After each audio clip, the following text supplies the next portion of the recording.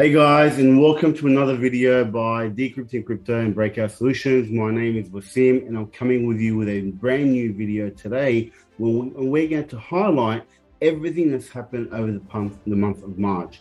Now, if you've been following geopolitics and geoeconomic news like I do, you would have seen that almost a decades worth of changes has happened in such a short period of time.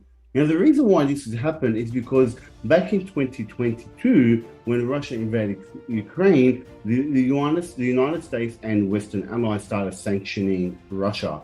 Now, this started weaponizing the dollar and weaponizing the SWIFT system. So a lot of countries around the world start saying, hang on a second, we can all of a sudden become victims or become sanctioned if we do something that is not in alignment with what the West wants.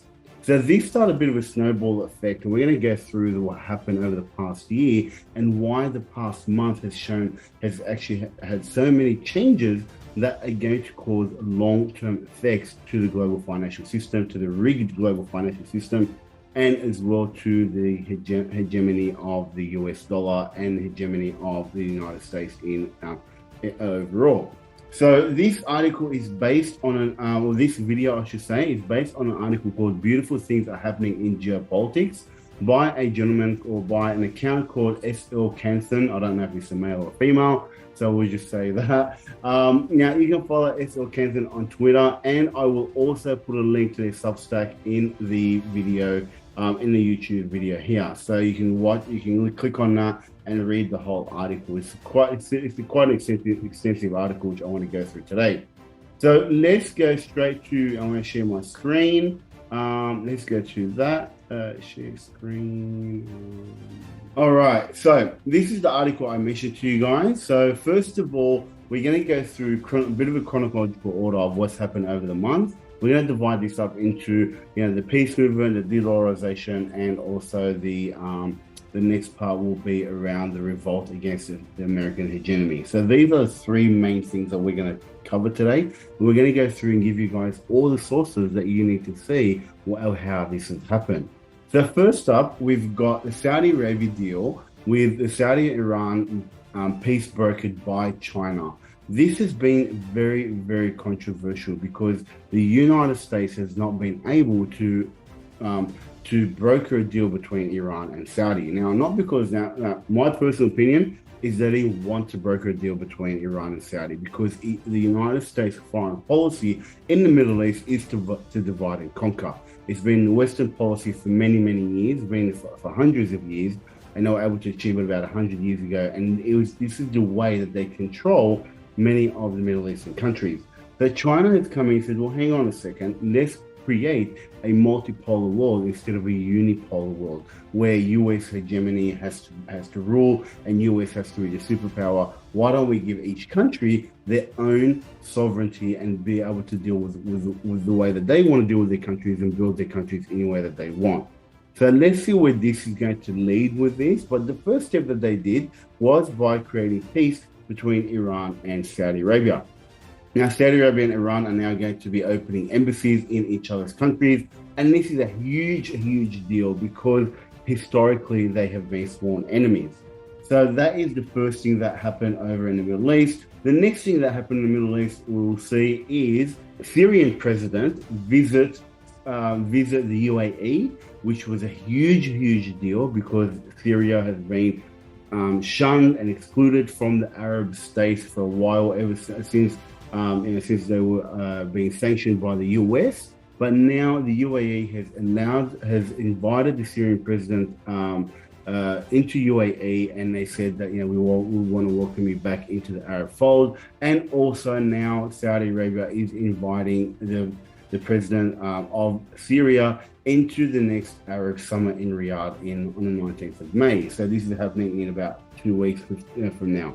This is a huge deal because the Arabs coming together and uniting and working together and having peace in the Middle East is going to now create a much better future for the people of the Middle East, which is where I come from. So this is obviously very dear to me, dear to my heart, because I left there because of the wars.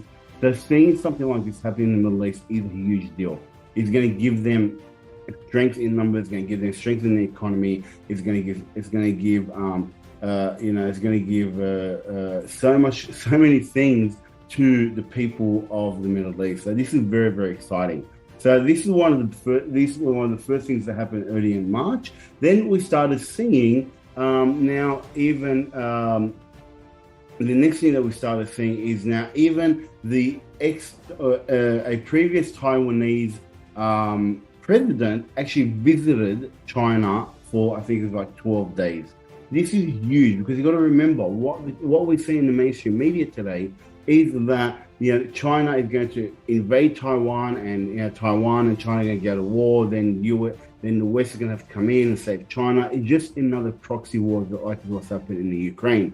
Australia has bought billions and billions of dollars worth of nuclear submarines now because of this thing. And even we see on mainstream media that in Australia at least, we're starting to see that we could be at war in China next 3 to 5 years, which is a very, very horrific thing to see and think about, because China's never really bombed any countries or attacked any countries. This is just, in my opinion, this is going to be a proxy war. So to see Taiwan and China actually looking at ways in which they can work out their differences is a huge deal. So this also happened in March. So it happened on 28th of March. Okay, so moving on, these are some of the peace deals that have happened. Now, this visit from Taiwan to China has not happened since 1949, the end of the Civil War in China. So these are huge steps that are happening around the world towards peace, and great news for all of us. So next thing we have, which is covered in this article, is the de-dollarization. So now we're starting to see, now you guys would have seen some of my videos in the past, we have spoken about the BRICS. So the BRICS is Brazil, Russia, India, China, and South Africa. But they're starting to get bigger and bigger. More and more countries start to apply to be part of the BRICS.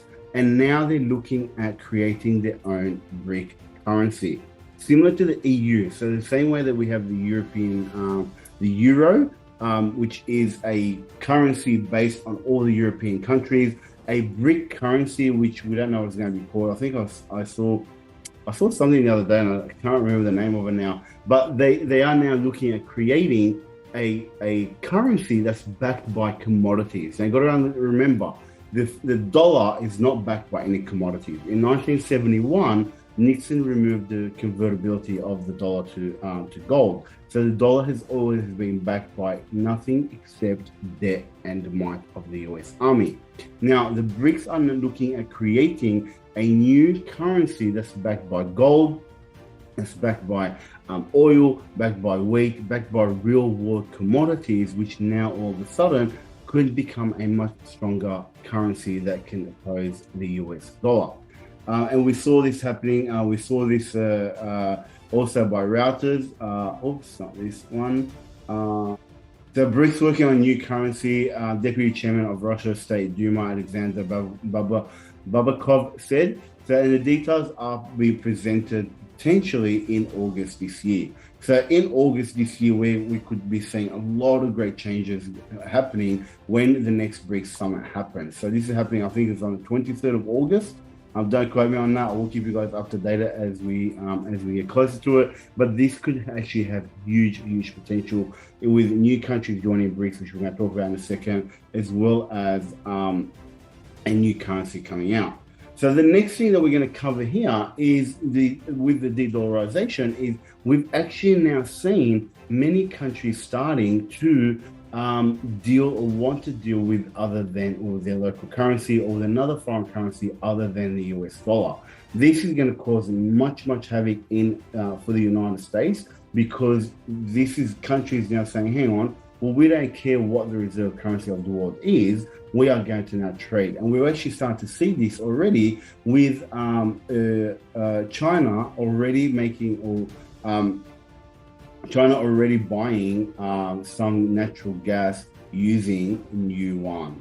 All right, we're going to go through that in a minute. Okay, next we have a major revolt by many countries around the world that are saying we are not subservients of the United States. Now we've got here the President of Mexico on the 85th anniversary of nationalization of oil, and he basically says we are not, we will cooperate with the United States, but we will not submit to the United States. Now, this is because recently, again, in March, one of the United States congressmen has called to invade and attack Mexico because they will and clean up Mexico from the drug cartels. But really, they found a massive lithium, what is it called? Massive lithium deposits in Mexico. And obviously, one of the things that the US likes to do is to control countries and their resources. So the Mexican Prime Minister has come out and said, or President, I should say, has come out and said, we are not subservient to America. We are open to cooperation, but we are not a state of America. So this is the first thing that's happened from Mexico. Then we also got President Bukele, which you guys know I've spoken about over and over again multiple times, where he's basically told the IMF and the US do not interfere with our internal affairs. We are looking after our own country. We are looking after our own people, and basically said that this speech, actually, if you guys should really listen to it, he's basically said to them, "Where were you when the gangs were ruling over our country? Where were you when there was corruption? Where were you when all the money from the IMF was being embezzled for the least of the country? Now that we are cleaning up the country, now that we are because if you guys would have seen the video I did, there's about all these human rights abuses that they're claiming from El Salvador, because they cleaned up over 60,000 gang members and locked them away. These were people that were murderers, rapists, extortionists, and so forth. So El Salvador's turned around and said, well, where were you when all this was happening? But now that we were cleaning up the country, now you are looking at, you're looking at us with a microscope. Another Latin America, Honduras, turned around and actually started accepting the One China policy. This is also huge news because it basically dumped Taiwan and said that, we now accept Taiwan as part of the overall the One China policy. Also, some leaders in Germany have started also now talking about fixing the Nord Stream pipeline and renewing trade with Russia. That was another massive controversy and scandal happening over in March with the Nord Stream pipeline, with an article coming out by Simon Hirsch, which basically said it was the Americans that blew up the Nord Stream pipeline to sabotage trade between Germany and Russia. So now some Germans saying, well, we should fix this and rework with our with Russia. Also, over 10,000 US and European sanctions to Russia has not worked. Just last month, 40 different delegates from African countries visited Russia, where Russia spoke to them and basically said that, they're saying that that Africa could be the next one of the major leaders in a multipolar world. Also, their commitment to helping Africans, as well as Russia and China has forgave over $20 billion worth of debt to these African countries. Now, what you got to understand is you've got this new bank that the BRICS have created. This new bank now is giving loans, not only giving loans, they're actually going in and building infrastructure in these poor countries. Because the one thing that these poor countries need is infrastructure. Now, the IMF and the World Bank does not give loans for infrastructure. They give loans for military bases. They give loans for these type of things. They give loans to all this stuff that doesn't actually eventuate. But now what China and Russia are doing, specifically China, is they're giving these loans. Not only that, they're coming in and building the infrastructure for these countries. So basically, in this meeting with 40 African nations, Russia has spoken about how they're going to collaborate with them, how they're going to work with them, and you're going to see what's going to happen out of all this. This is all leading up to something very, very big. The next thing we have is Xi Jinping actually visiting Russia, and he was there for about a week he was actually there for 3 days, sorry. And he was there for 3 days where they have signed 14 agreements between Russia and China. These 14 agreements include, simply like trading with the yuan and ruble and not using the dollar. It has,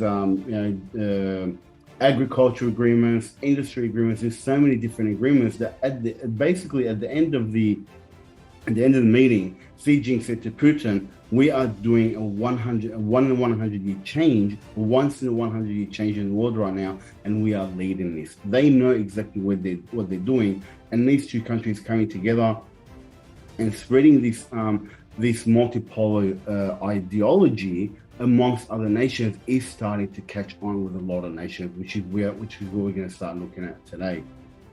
Basically, the truth is, if people don't need the dollar for trade, they don't need the dollar in their foreign exchange.